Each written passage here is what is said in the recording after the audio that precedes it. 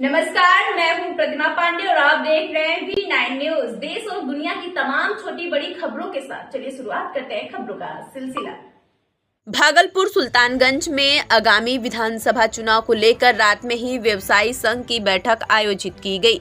आपको बता दें कि इस बैठक की अध्यक्षता डॉक्टर राम कुमार गुप्ता ने की।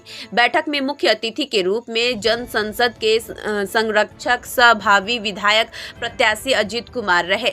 बैठक के दौरान जन संसद के संरक्षक अजीत कुमार के द्वारा सुल्तानगंज विधानसभा में 12 सूत्री मांग को लेकर आगामी विधानसभा चुनाव में खड़े होने की बात कहने पर सभी व्यवसायियों ने संगठित होकर समर्थन देते हुए फूल माला पहनाकर मिठाई खिलाकर आगामी विधानसभा चुनाव में भारी बहुमत से जीत दिलाने की बात कही। इस दौरान काफी संख्या में क्षेत्र के लोग मौजूद थे।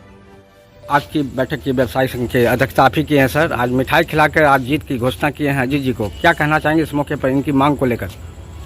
इनकी मांग जायज़ है और सुल्तानगंज क्षेत्र के लिए जो इनकी मांग है, जो डिमांड की आवश्यकता है, ये यही व्यक्ति ऐसे हैं जो पूरा कर सकते हैं, क्योंकि ये बहुत पढ़े लिखे युवा कार्यकर्ता हैं और पहले भी ये अपने आंदोलन में भाग ले चुके हैं और जन साम्राज्य के लिए ये कार्य करेंगे और हम लोग पूरे सुल्तानगंज के वासी इनको आशीर्वाद देंगे।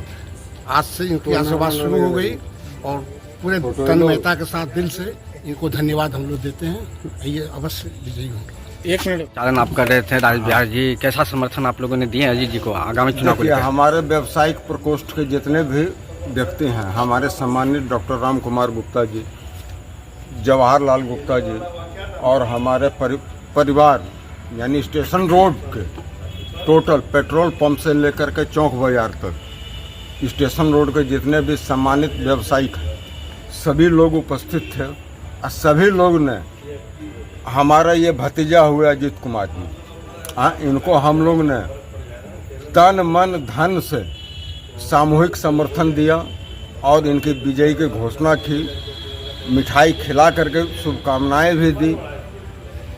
बस हम आगामी चुनाव को लेकर मिठाई खिलाकर आपको आशीर्वाद दिया, भारी बहुमत से जीतेंगे, इस मौके पर क्या कहना चाहेंगे?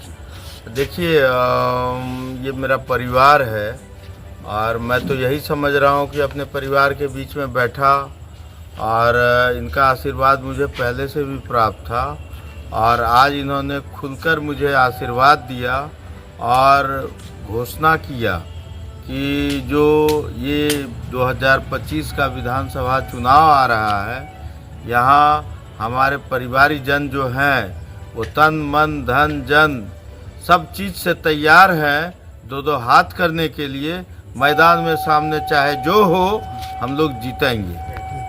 पूर्ण अनुमंडल हो गया, लेकिन सुल्तानगंज ऐसा आबादी जो है 3.5-4 लाख का आबादी वो अनुमंडल से वंचित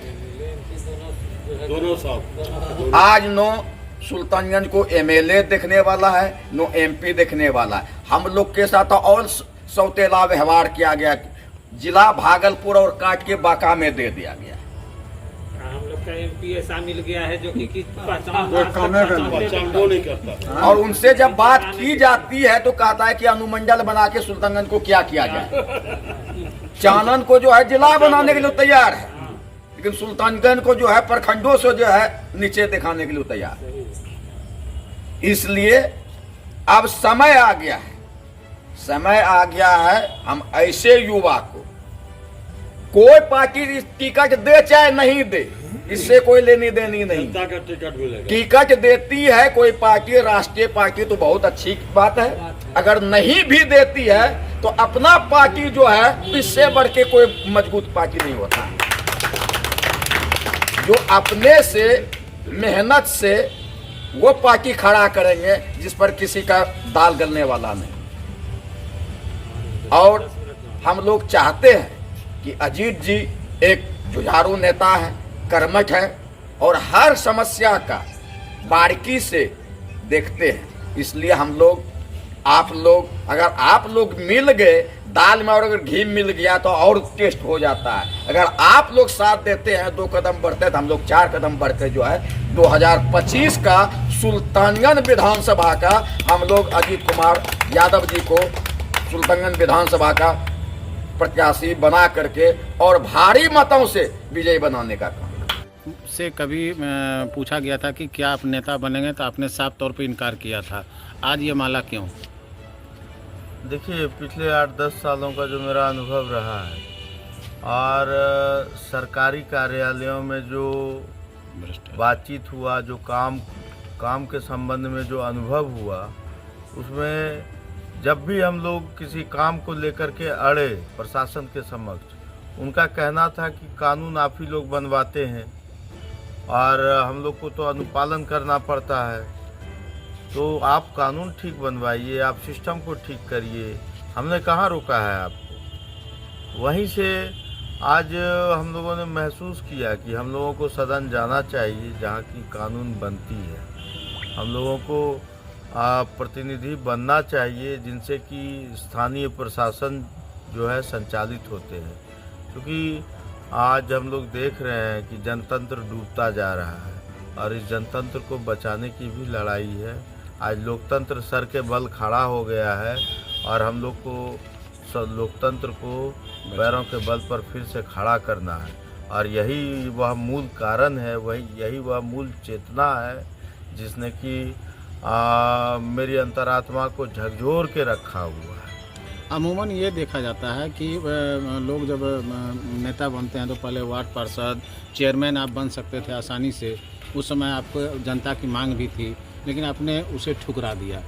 आज विधायक के पद पर क्या जनता की मांग पर आप क्षेत्र में आ रहे हैं? मुझे सिर्फ पद पे आना होता तो मैं दिल्ली में बहुत बड़ी जगह पर था और मैं वहीं से ऊपर से ही पद पर आ जाता, लेकिन जो हमारा क्षेत्र है, जो मेरी जननी है, मैं यहीं जन्मा, यहीं जवान हुआ, मेरी शिक्षा दीक्षा यहीं की रही और जब मैं दिल्ली गया तो मैंने शिक्षा का जो अंतर पाया। हमारे यहाँ जो ट्रेनिंग दी जाती है बच्चों को विद्यालयों में, यूनिवर्सिटियों में, और दिल्ली में जो ट्रेनिंग दी जाती है, दोनों में ज़मीन आसमान का अंतर है। लेकिन जब जीवन की लड़ाई या कंपटीशन में जब हम जाते हैं तो हमें एक तरह की परिस्थिति का सामना करना पड़ता है जिसमें हम लोग कमज़ोर हो जाते हैं और अगले लड़ाई जीत जाते हैं। इसलिए हम लोगों का ये सोच है, हम बदलाव के लिए यहाँ आए हुए हैं और ताउम्र बदलाव के लिए काम करेंगे और हम लोग चाहते हैं कि इस क्षेत्र में विकास की एक नई गाथा गढ़ने का हम लोग काम करें।